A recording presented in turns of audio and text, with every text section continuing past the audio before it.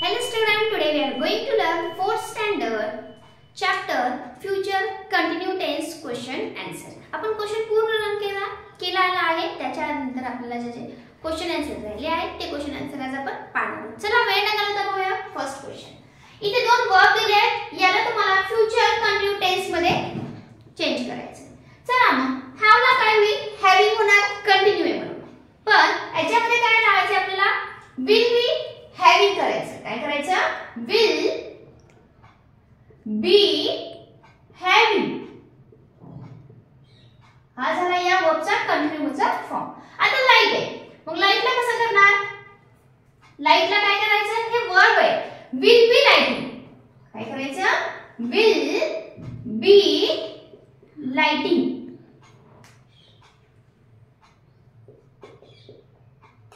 Okay, now see first. आता हे आपण सेकंड क्वेश्चन काय दिले आहे? ब्रॅकेट मध्ये आपल्याला वर्ब दिला आहे. तो वर्ब आपल्याला सेंटेन्स मध्ये फिल करायचा आहे, but by using the future continue tense. चला बघूया मग first question.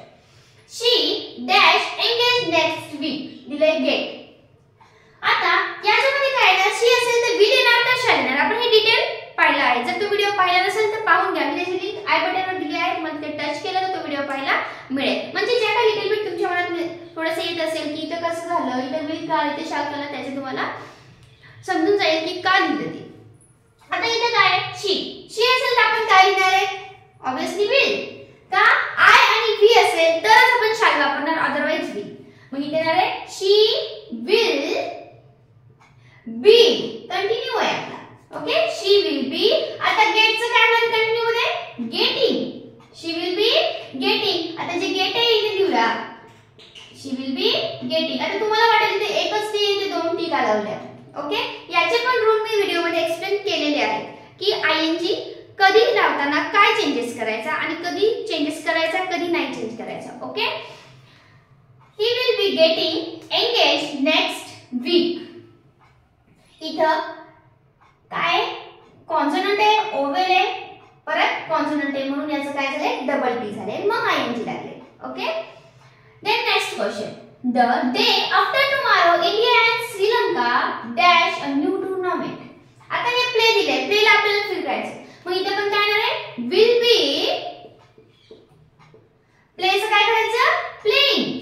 Will be playing a new tournament. Our question is finished now.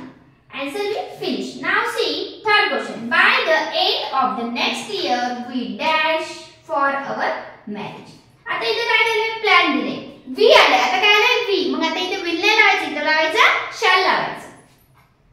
We shall be. We shall be. प्लॅनचं काय झालं? प्लॅनिंग होणार. प्लॅनचं काय होणार आहे? Planning. Planning for our marriage. It dash heavily tomorrow as per forecast. मग आता raining आहे. मग it आले. it असेल तर आपण लावणार will. it असेल तर काय लावणार? will. मग it will be raining. rainचं काय होणार? raining होणार आहे. it will. आता ह्याला काय लावणार आपण? फक्त याला लावायचं ing. it will be raining. एक minute. It will be raining heavily tomorrow as per forecast. Okay, हे वर्ब आपण वापरलं. आता लास्ट वन पाहूया. I dash my dinner at 9 PM tomorrow. आता इथे eat आहे. eat आपल्याला फिल करायचं. I आलं. आता I ला पण काय वापरतो आपण? shall. का फर्स्ट पर्सन आहे. फर्स्ट पर्सनला shall वापरतो, बाकी सगळीकडे will. मग इथे येणार I shall be eating. काय येणार आहे का? Eating. I shall be eating my dinner at 9 PM tomorrow.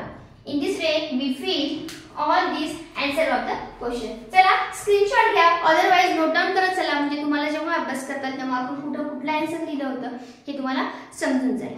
Okay, learn करायचं ना, लाईक करायचं राहिलं असेल लाईक करून घ्या. आता आपण सॉल्व करणार next question. Question number 3.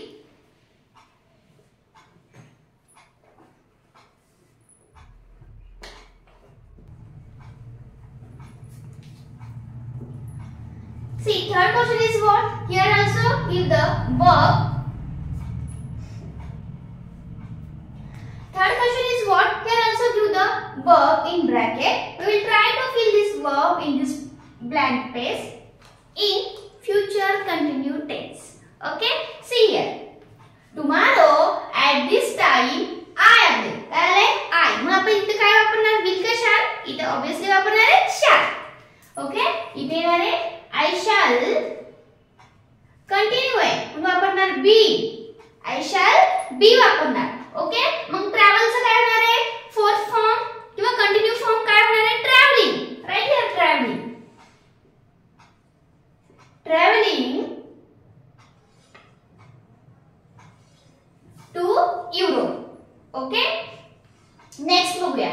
The farmers dashed the seed in the farm all through the last weekend. एक दिले सॉ. आता सॉ आपल्याला इथे घ्यायचे. The farmers.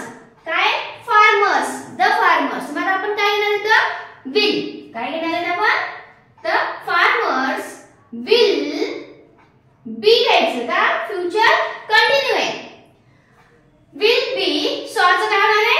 sowing. म्हणजे फक्त याला लावायचं सॉ लिहायचं आणि त्याला लावायचं ing. Okay? sowing the seeds in the farm all through the last weekend. Okay? चला थर्ड बघा. Priya dash some delicious food today cook. म्हणजे कुक आपल्याला इथं फिल करायचे. ती काय काय डिलिशियस फूड बनवणार आहे. मग ह्याला कुकला ing लावायचं कुकिंग होते. मग प्रियाशी आहे मला काय लावणार? will का shall? will लावायचं. ओके? किंवा I आणि we असेल तर shall लावायचं. मी सांगते परत सांगते. I आणि we असेल तर shall वापरा, otherwise will.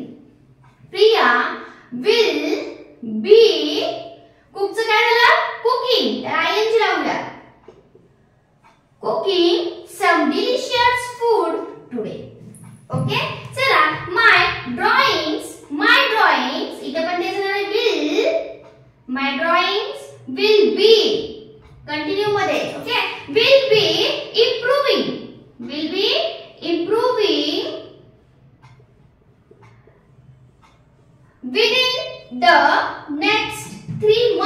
within the next 3 months. Now last one. Right now I आले. आता वापरायचं shall. I shall be. मग इथे वर्ब वापरायचं काय? फीलचं काय होणार आहे? फीलिंग होणार आहे. काय होणार आहे? I shall be feeling very tired. Okay? In this way we fill the verb. Those are given in bracket in this blank space. अशा पद्धतीने तुम्ही हे फिल करून ॲक्युरेट आन्सर काढू शकता. याच्यानंतर पण अगेन 4 क्वेश्चन असतील ते तुम्ही ट्राय करा. जर आले नसेल कमेंट मध्ये नक्की कळवा. मी त्याचा आन्सर तुम्हाला सांगेन. ओके? चला व्हिडिओ पाहिला असेल, आवडला असेल याची गॅरंटी आहे. आणि व्हिडिओला मात्र लाईक, शेअर, सबस्क्राइब करायला मात्र विसरू नका. ओके? थँक्यू.